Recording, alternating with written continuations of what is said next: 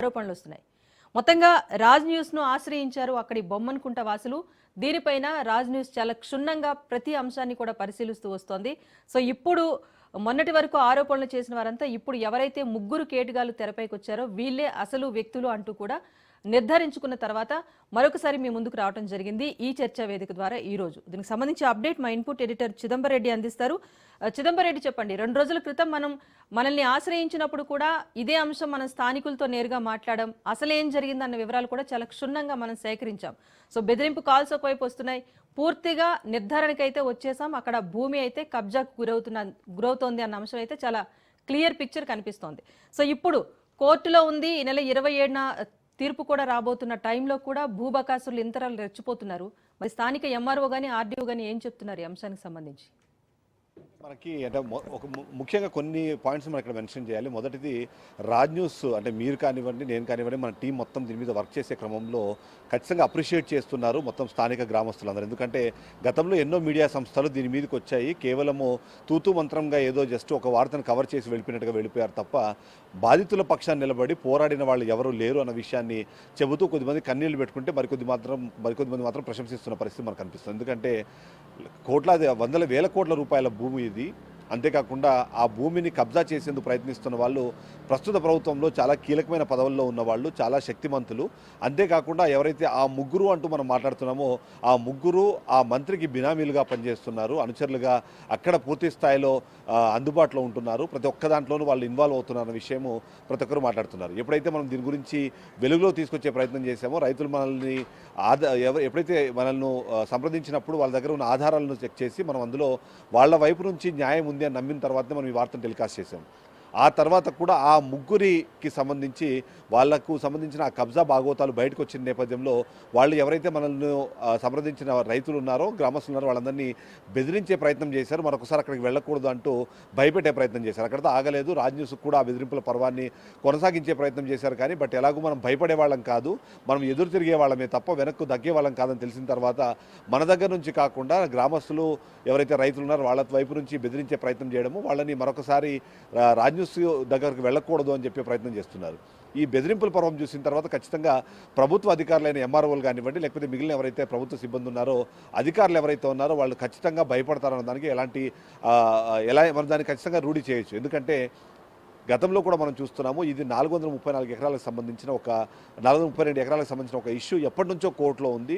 2001 నుంచి ఒక writ petition ద్వారా 2001 నుంచి అది స్టేటస్ కో మెయింటైన్ అవుతున్న నేపథ్యంలో వీటిని ఆక్రమించడం కానివ్వండి, వీటిని స్వాధీనపరచుకోవడం కానివ్వండి, లేకపోతే వీటిని వెంచర్లుగా మార్చి అమ్ముకోవడం కానీ చాలా ఈజీ అని భావించారు. కాబట్టి దాని మీద కన్నేశారు.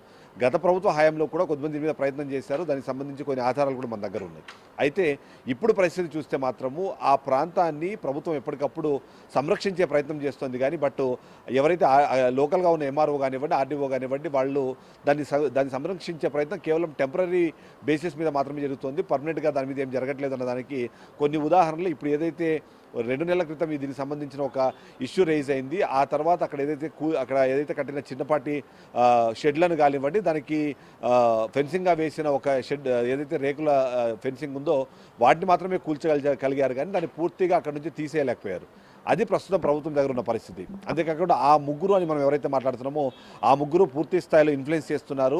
కేవలం ప్రభుత్వం తరఫున లేదా ప్రభుత్వం తరఫు నుంచి అయితే ప్రశ్నిస్తున్నారో రేవంత్ రెడ్డి డైరెక్ట్గా దీనిలో ఇన్వాల్వ్ అయిన నేపథ్యంలో కంటితుడుపు చర్యగా మాత్రమే అక్కడ ఉన్న టెంపరీ కట్టడాలను కూల్చేశారు. అయితే గ్రామస్తులు కూడా గతంలో మాట్లాడుతున్నట్టుగా అక్కడ ఒక మసీదును నిర్మించి దాన్ని ఆసరాగా చేసుకొని దీని కబ్జాను బాగా పాల్పడే ప్రయత్నం చేస్తున్నారు అని.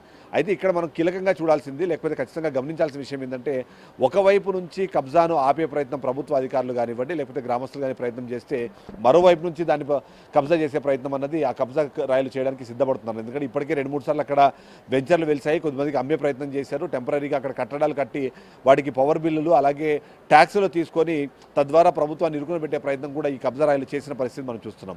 అలాంటిది ఎంఆర్ఓ కానివ్వండి, లేకపోతే స్థానికంగా ఉన్న అధికారులు ఎవరైతే ఉన్నారో అధికారులను భయపెట్టే ప్రయత్నం, అందులో ముఖ్యంగా ప్రభుత్వానికి సంబంధించి మంత్రి పేరుని చెప్పుకొని వీళ్ళందరూ భయపెట్టే ప్రయత్నం చేస్తున్నారు. ఆ ముగ్గురు మాత్రము కేవలం అక్కడున్న గ్రామస్తుల్ని రైతులనే కాదు అధికారులను కూడా భయపెట్టి అక్కడ వాళ్ళదే నడిచేలాగా ప్రయత్నం అయితే చేస్తున్నట్టుగా మనం ఖచ్చితంగా చెప్పొచ్చు. రాజేశ్వరి. పూర్తిగా పరిశీలించాం. ఎవరైతే స్థానిక ఎంఆర్ఓ ఉన్నారో ఆమె చాలా క్లియర్గా చెప్తున్నారు. ఎంఆర్ఓ రాధ గారు 242 ఎకరాలు ఓఆర్సీ పూర్తిగా ఇచ్చేసాం, అది స్థానికులకు చెందుతుంది. రిమైనింగ్ ఏదైతే 432 ఏకర్స్ ఉందో దీనికి సంబంధించి అది ఇనాం భూమిగానే గుర్తింపు ఉందని రెవెన్యూ ఆఫీసర్ చెప్తున్నారు. బట్ అదే స్థానానికి సంబంధించిన ఆర్డీఓ మాత్రం వీటికి సంబంధించి ఓఆర్సీస్ బినామీల పేర్ల మీద ఇచ్చేశారని చెప్తున్నారు. అసలు ఇదెలా సాధ్యమైంది? ఇప్పుడు ఈ ప్రభుత్వ అధికారి ఎవరైతే ఆర్డీఓ ఉన్నారో ఈయన చేసిన విషయాన్ని కూడా గుర్తించి కలెక్టర్ క్వాష్ పిటిషన్ కూడా వేశారు దీనిపైన. దీనికి సంబంధించి ఓఆర్సీలు చెల్లవు అన్న అంశం కూడా తెర మీదకి వచ్చాక ఇప్పుడు ఇంతలా ఆక్రమణ ఎలా చేయగలుగుతున్నారు? ఎవరైతే అబ్దుల్ వాకీర్ కానీ, సోహెల్ కానీ, కమల్ కానీ వీరు మంత్రి గారి ప్రధాన అనుచరులను కూడా చెప్తున్నారు. ఎఫ్ఐఆర్ నమోదయ్యాక కూడా ఇంతలా బరితెగించి అక్కడ షెల్టర్స్ వేస్తున్నారంటే ఎవరి హస్తం ఉంది వెనక కీలకంగా అని చెప్పుకోవచ్చు. పూర్తి స్థాయిలో ఒక నిర్ధారణతో మనం దీనికి సంబంధించి వివరాలు అందించే ప్రయత్నం చేయొచ్చా? ఎందుకంటే దాదాపుగా ఇది 4 దశాబ్దాలకు సంబంధించిన కేసులు. ఎందుకంటే 1986లో ఈ ఓఆర్సీలు రిలీజ్ చేశారు. 1986లో ఒకటి, 1987లో ఒకటి, రెండు ఏవైతే ఉన్నాయో దీనికి సంబంధించి ఓఆర్సీలు రిలీజ్ చేశారు. ఆ తర్వాత ఏదైతే ఈ ఓఆర్సీలను బేస్గా చేసుకొని అమ్మకాలు కొనుగోలు జరగడం అన్నది మనం చూసాం. మన గతంలో కూడా మనం చెప్పాము. దీన్ని 3 వ్యక్తులకి అమ్మే ప్రయత్నం చేశారు. అమ్మారు వాళ్ళు. కొన్న తర్వాత ఆ స్థలంలోకి స్థానికులు కానివ్వండి, రైతులు కానివ్వండి, గ్రామస్తులు కానివ్వండి వెళ్లకుండా అడ్డుకునే ప్రయత్నం చేయడము. అక్కడ ఏదైతే అక్కడ ఒక కుంట ఉంది, ఆ కుంటలో చేపలు పట్టుకోవడానికి మత్స్యకారులు వెళ్తున్నా సరే వాళ్ళ మీద కూడా దాడి చేసే ప్రయత్నం చేయడం కానివ్వండి, ఇవన్నీ చూసిన తర్వాత గ్రామస్తులు భయపడ్డారు.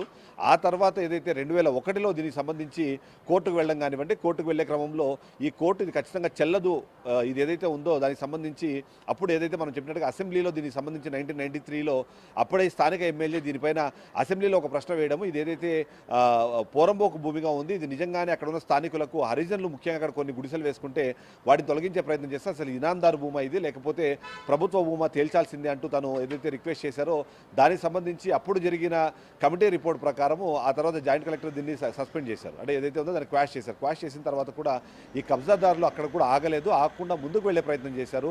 అందులో భాగంగానే దాన్ని చదువు చేయడం కానివ్వండి, దానికి ఇంటర్నల్గా రోడ్లు వేసి ఒక వెంచర్ లాగా దానికి ఒక సిస్టమ్ అంటే దాన్ని ఒక షేప్కి తీసుకొని